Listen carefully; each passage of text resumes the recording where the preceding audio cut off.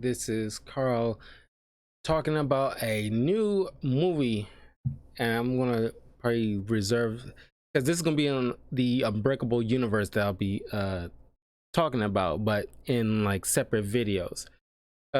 First being the first one, directed by M. Night Shyamalan, starring Bruce Willis and Sam Jackson.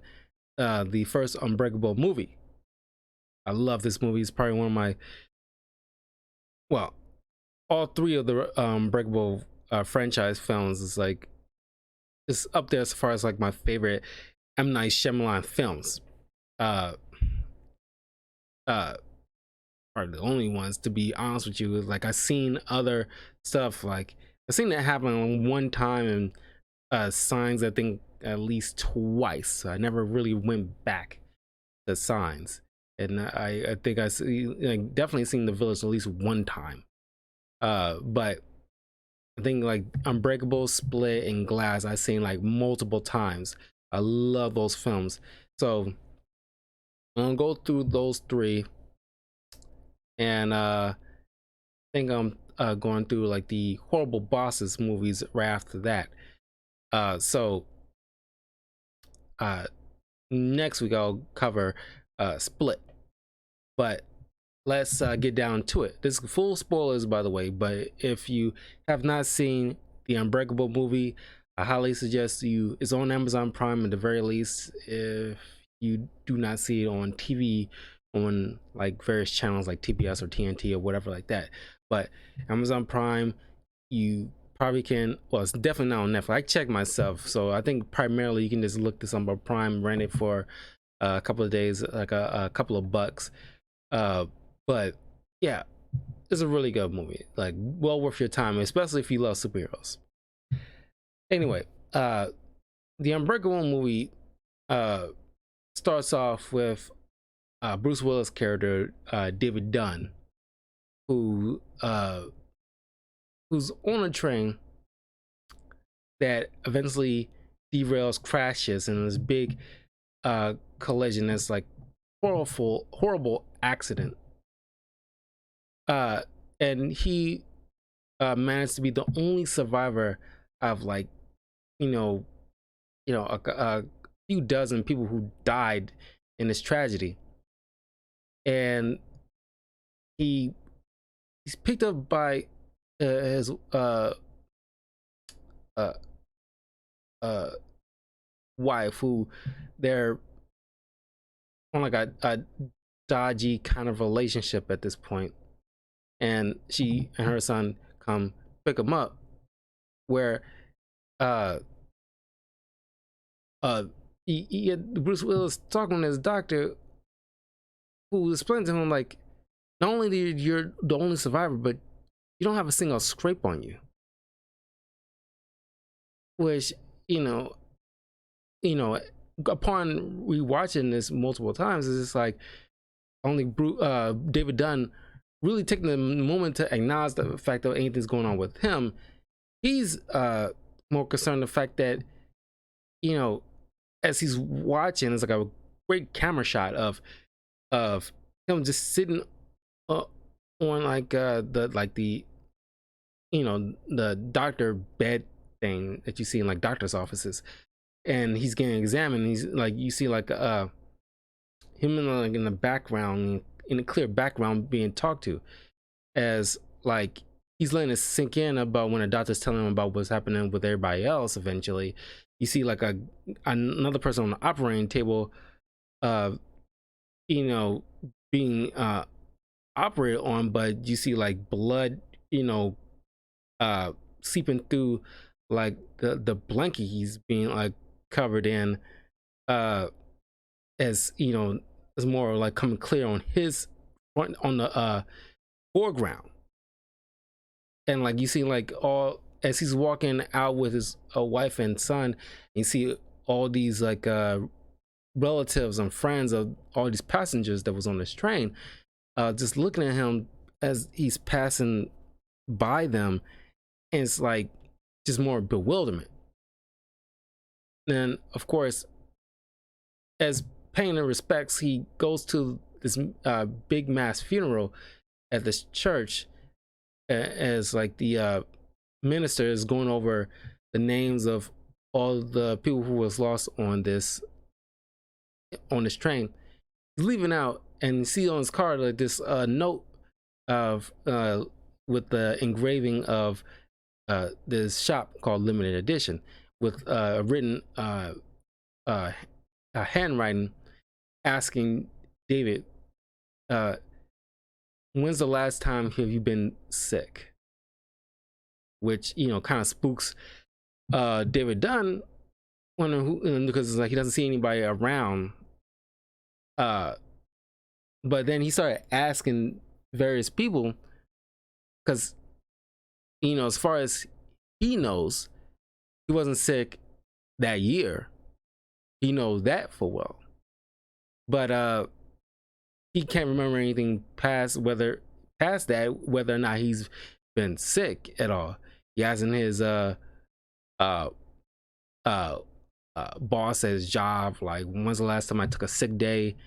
And the boss, assuming that he's trying to, you know, hint at, you know, he needed a raise, which he gives him, but, you know, he doesn't give him like a straight, I mean, he gives him the answers, like, he's assuming that he's trying to like play coy with him, like, yeah, you know, you made your point, like, you never took a sick day as long as you, in the past, like, you know, so many years that you've been working.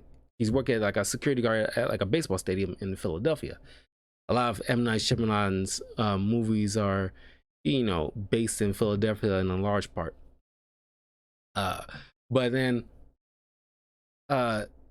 he goes to his wife and asks, "Do you remember the last time I got sick?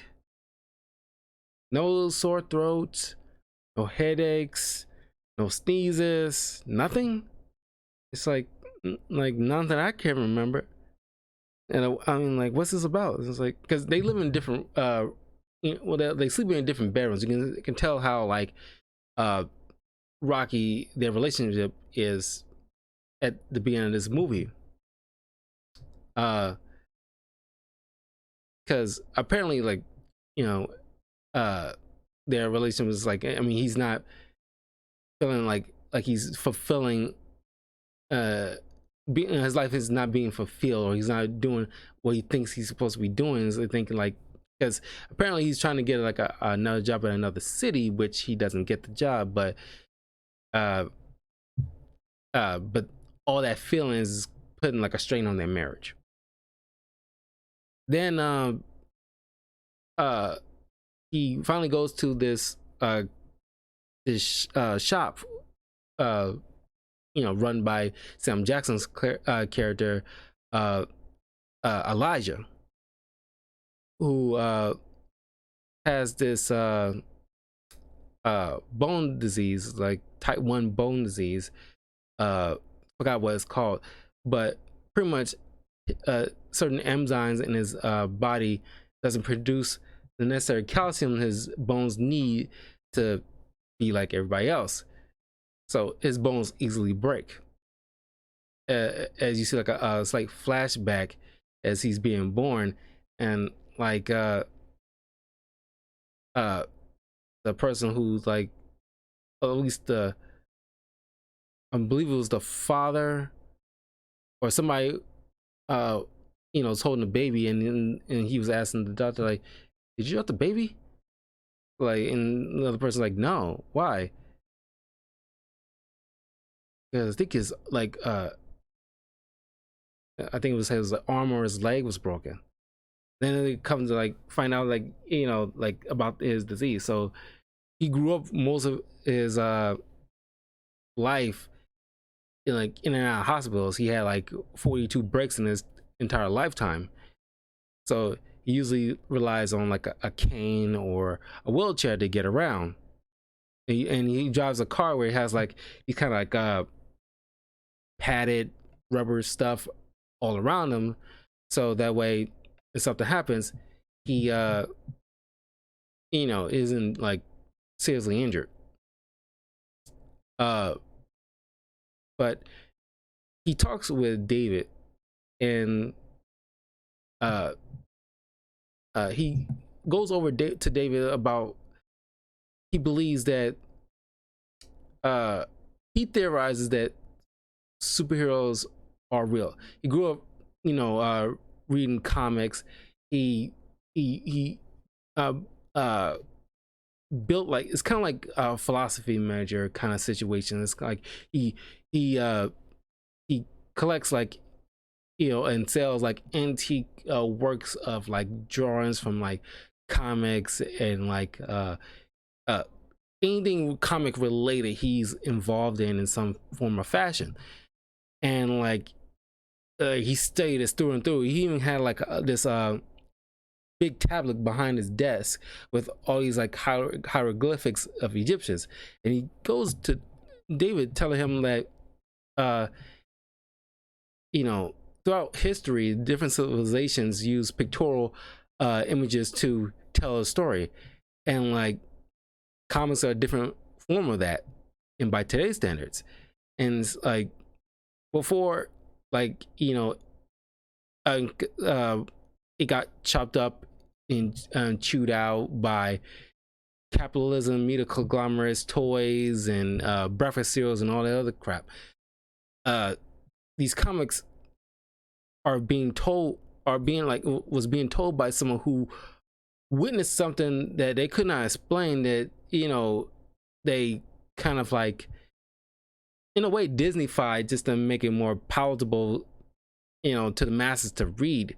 But he theorizes, what if it's something that somebody somewhere in some time has seen and witnessed and had to tell it in some fashion to get it out there, that heroes are exist.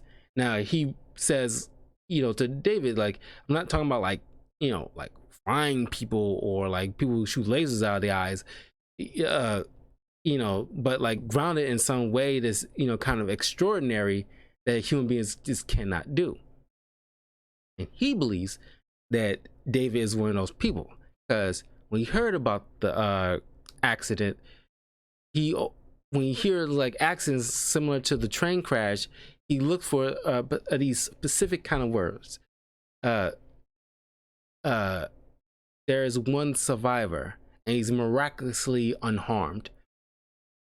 And after all these years, he found David, and that's why he's wondering, has he ever been sick in his life? And then his son, who he brought along with, uh, uh, uh, like, Dad's been hurt. And like David explains, like, when he was in college, he and his wife, his girlfriend at the time, were in like a bad car accident, and then on the way after like a football game. And this Elijah believes this kind of like shoots one of his theories. Of course, David doesn't believe the mess coming out of Elijah's mouth. And then once Elijah finds out from him that he works as a security guard, he visits him. Uh, uh, and then still trying to like figure him out, just to make sure that what he believes is legit. David, brushes up against a guy in a camouflage jacket, and he gets this like kind of like a spider sense thing going on with him, where like he started getting another security guard to start patting people down, explaining to Elijah that he got this funny feeling about this guy in the camouflage jacket. He got this funny feeling that he's carrying something. And like usually people like that come in drunk, not liking how the game is turning out, and things can turn bad. So starting patting people down, discourage people who might be carrying something to exit out and leave. And then Elijah later on follows him. Of course, he ended up falling and breaking one of his legs, trying to assess if this guy was carrying what David concludes to be in his mind like uh, a silver gun with a black grip, which Elijah managed to get a glance at being right. And uh, uh, of course, you get later on, you see like Elijah's theories are starting to affect David's son, because David's son, I'm blanking on his name, took a gun that was hidden, was supposed to be hidden away in David's closet. Somehow he got a hold of it and tried to point the gun like at the dinner table, point a gun at David, with his like mother freaking out. It's like, David, put the gun down. It's like, because his son, believing that his dad's a superhero, would not believe he will get hurt by the gunshot. And of course, they managed to talk him down. David goes back to Elijah at his store and is like, like, don't come by to see me anymore, Elijah. Enough of your these theories and all this stuff. My son just tried to kill me the other night, trying to prove that you were right. And Elijah's like, look, I didn't say you couldn't be killed. I did not say that. And it's like, and then he later on, before all this, like David found out about like from like his son's school that he attended to when he was in middle school, that some kids was horsing around in the swimming pool, was dunking him. He swallowed a little bit of water, and and he almost drowned. And then Elijah came to the conclusion, like, well, there it is. Every superhero has a weakness that affects them like any other person would.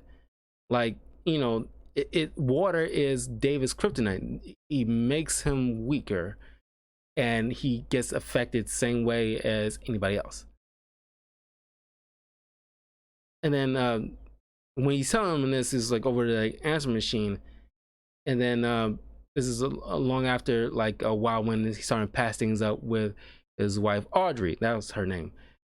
And this is like a kind of a coming to Jesus moment, when like David just starting to like fully believe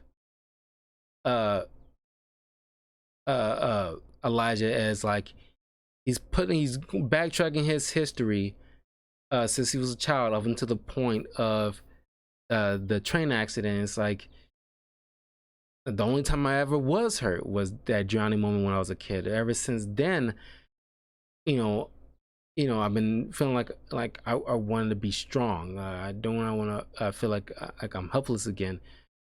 And then it's like he lifting weights, and he's bench pressing far beyond what what you would think humanly possible, at least for a guy at his age at that time would be able to do. Then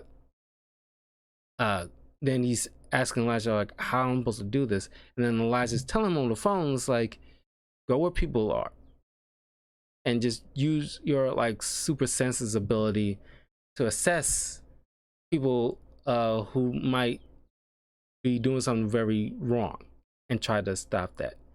And he stresses to David, this is not like it is in the comics. You'll be scared, and it's all right to be scared, because like this is gonna be very real.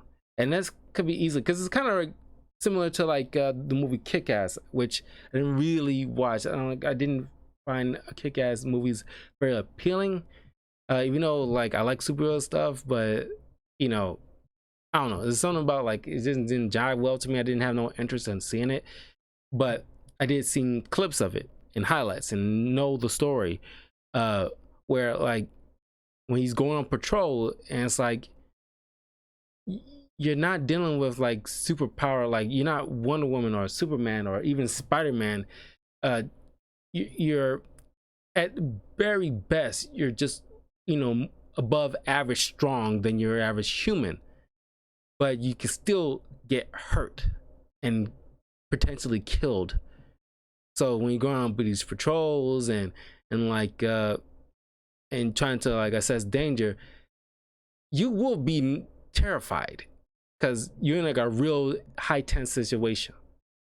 And like without any superpowers, you wouldn't be able to probably more than likely do much anything, which is probably why more than likely vigilantism is outlawed, because you can put other people in danger as well as your own, because you're not like a trained police officer or a soldier who can assess danger and all the other stuff and know how to handle yourself in like high risk situation without putting others at risk.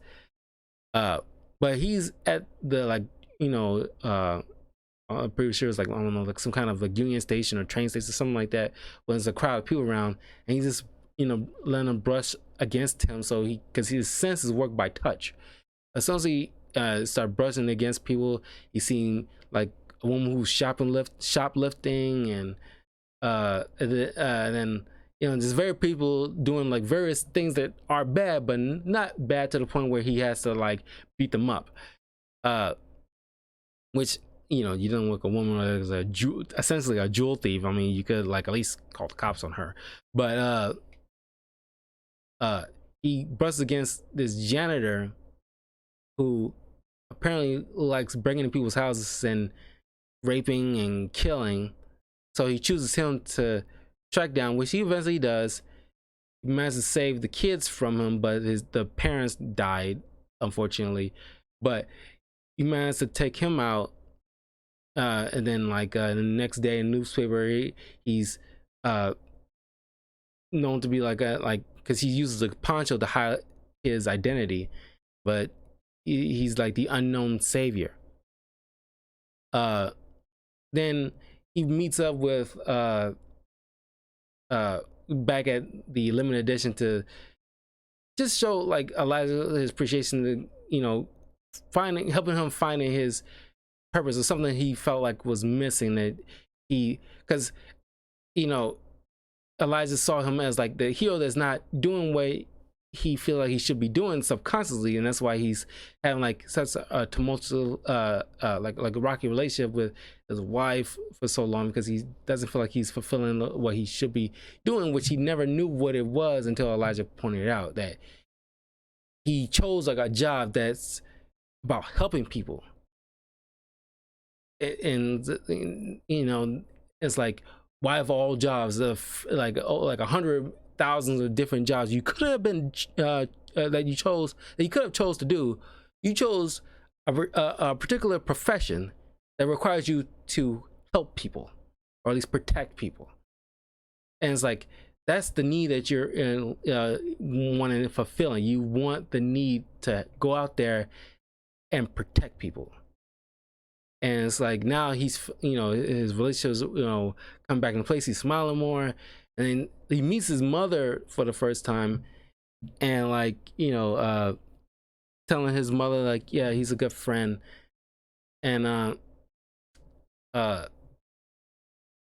as he's privately talking with Elijah, David shakes his hand, and then he sees images of various mass murderings of like mudslides, burned down buildings, and then the train station that was derailed mechanically, because he's like Elijah's like a very smart person. He had to like offset his physical, he has to like balance out what he lacked physically with his mental capabilities, where he can easily figure things out at like a very detailed fashion. It's like, he had like an extraordinary mind. And it's like, and David sees all these components that was used to derail the train that he was on, and he caused all these various accidents because he got these newspaper clippings scattered about on the side of the wall in his office, showing all these like different accidents that he himself caused just to find a superhero that he believed there are in the world. He believes legit that M. Night Shyamalan is very known for his twist. And this was like a massive twist that just to find superheroes in the world, he causes great big catastrophes that cost thousands of lives, just to find superheroes out there that might be hidden amongst them that survive, or out there to help people and doing these miraculous things to help people. And he eventually found David, and he just considers those people's lives as like sacrifices just to get just to find David. And this is like, David's just like mouth agape, just befuddled, like just like, oh my god, all those people, you killed all those people. And this Elijah's just like completely, yes, like, because throughout his childhood, as he's explains to David, it's like, you know why I did this, David? It's because of the kids. They call me Mr. Glass, which he co-opted as his villain moniker, because, like, I guess growing up he had such a hard time just trying to find a place for himself in the world, whereas like he was shunned by a lot of people aside from his mother, and then maybe slightly eventually David, before David found out who he really was. And it was just like, he was then, as you see, like the end credits, or not end credits, like the before the credits roll, see those little text boxes explaining like Elijah, David led the authorities to limited edition store to arrest Elijah for acts of terrorism, and then he was institutionalized for the criminally insane, because he was just like so gung-ho throughout his life to finding real life superheroes, because I guess maybe he did not have a hero to help him, or at least I think, personally, he felt so alone. Like, his mother mentions it in, like, not in this movie but also in Glass, that he's just trying to find a place for himself in this world, and he, I guess, felt isolated. At some point he kind of snapped, and like his only outlet was superhero comic books. And it's just like he it kind of like warped his mind in a way that he's like, he so believed that there are heroes hidden away in society, not living up to their potential and what they could be doing in this world, and they just resign themselves in mediocrity where they should be out there doing something, and the world should be seeing this. And I mean, this, there's so much you could like unpack in this movie. There's like so many layers as far as like, how people view comic books or superheroes as in a modern society, and like how that evolved over the years and permeated into our culture. It's like everybody in the world, when you show them like the Superman symbol or the Batman symbol, they would know, even if they haven't even read a single comic book, they would know what Superman and Batman are, because they permeated society so much since the 40s, to the point where it's like, it's like, you just know. If somebody reference like, oh yeah, that's his kryptonite, it's like, that means it's his weakness. That's just like a subconscious like way of saying that that's his weakness. Like, they know what that is a reference to, Superman, because it's that deep seated. You'd be hard pressed to say that a line like that to people who's talking about like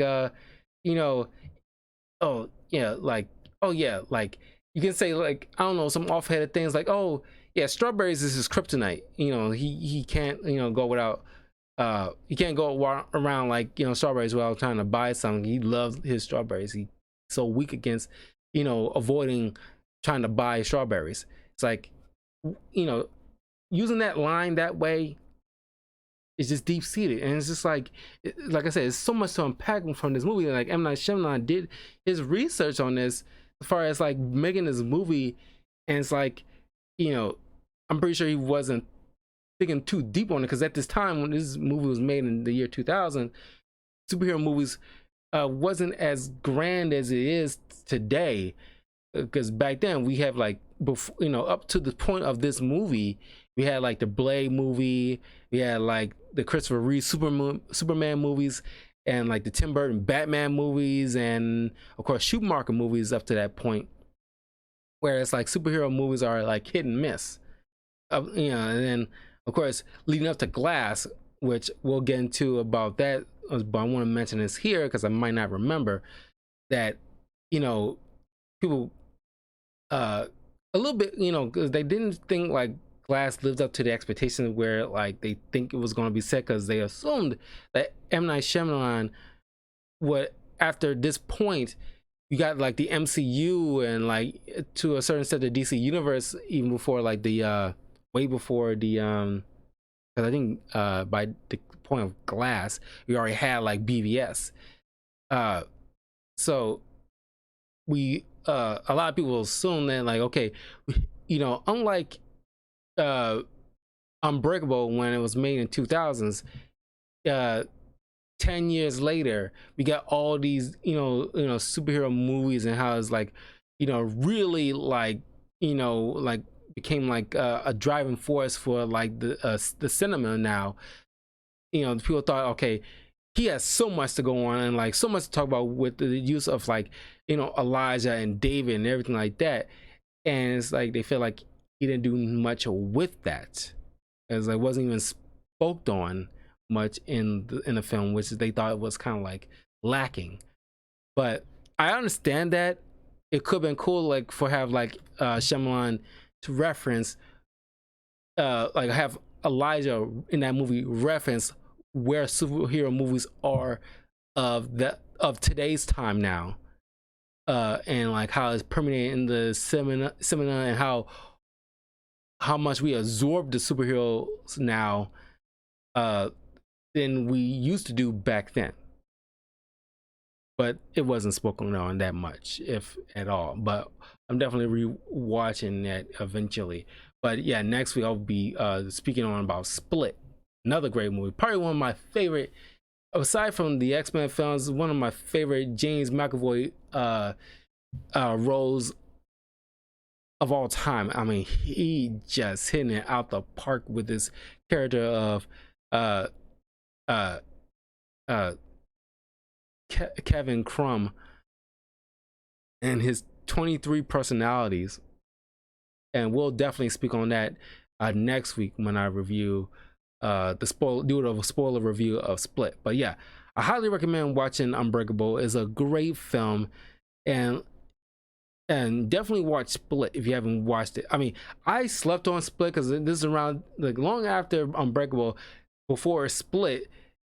Well, he, you know, before Split, like he did Shyamalan did like a movie, forgot what it's called, I didn't see it, but it's a movie he did right before he did Split, where it was like because prior to that movie, M. Night Shyamalan was on like he was on like a very rocky career path at the time, where his movies wasn't hitting as well. But you know, it was like a decent break he was taking before he did God, what is that movie? The House, something like that. It was about these old people. I don't know, I can't remember. But I was stepping back from Shyamalan movies. It was like it was like cringy movies he was doing, and then like people was raving so much about the movie Split, and it's like I just like the movie Knives Out, which is a movie I will probably do a review for this channel eventually, but I kind of slept on, didn't bother to go see it in the theaters. But when it came on TV, eventually one time I was like, okay, I'm gonna give it a shot. I'm like, it's on, like I easily watch this for free on cable now since it's here, and see what everybody was crying about. After watching it, I was like, I've seen this movie like well in the double digits, just like Glass and eventually, and then of course Unbreakable. Like I watched these movies in the double digits. It's like so good, and it's like can't believe I. But at the time, it's like M. Night Shyamalan wasn't like really like doing well, and it's like I was like in that mindset. I was like, I'm not wasting my time with M. Night Shyamalan. But after watching Split, I was like, holy crap, this is good. It's like very well done. I put it on my. If you haven't seen my list of, it was like at least 5 videos I did of like all my favorite non superhero related movies, and like the Unbreakable franchises on that list. But like, and James McAvoy did his thing, but he really stepped up his game. Even so, in Glass, which we'll eventually cover. But yeah, don't forget to leave a like, comment, subscribe, all that good stuff to Talkative Carl on YouTube, Twitch, and Twitter. Of course, follow me on my Patreon, become a Patreon member. That's www.patreon.com/talkativecarl. And the links is in the description if you're watching this on YouTube. And yeah, I'll see you guys soon, and take care. Oh, and definitely leave a comment about what you think of the Unbreakable franchise, but more specifically, this specific Unbreakable movie on its own terms. So now, see ya.